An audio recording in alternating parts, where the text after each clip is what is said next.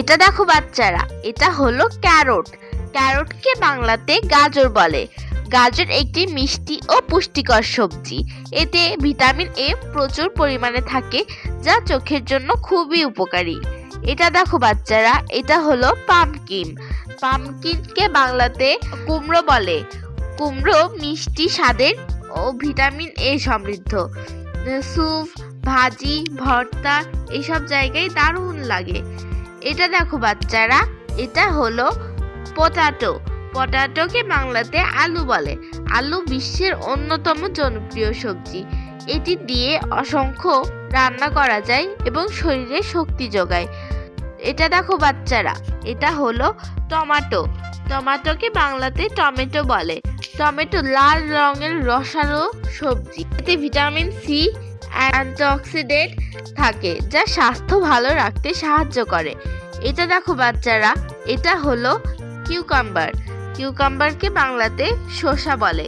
শসা শরীরে ঠান্ডা রাখে, পানির অভাব পূরণ করে।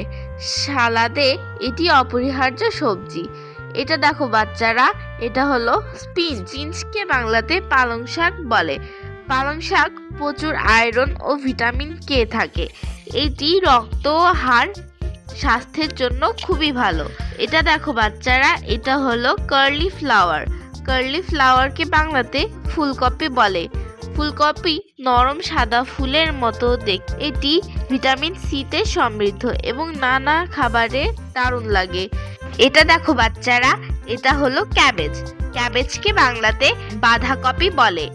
বাঁধাকপি সবুজ পাতা দিয়ে তৈরি গোল সবজি। এতে ফাইবার প্রচুর থাকে, যা হজমে সাহায্য করে।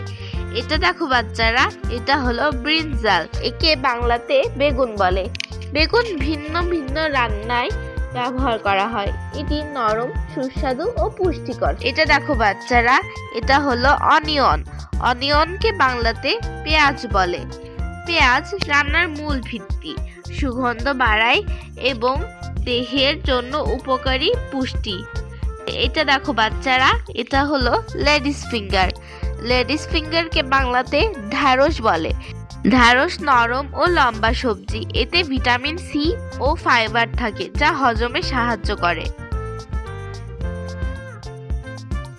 হ্যালো বন্ধুরা, আশা করি তোমাদের এই ভিডিওটি খুব ভালো লেগেছে।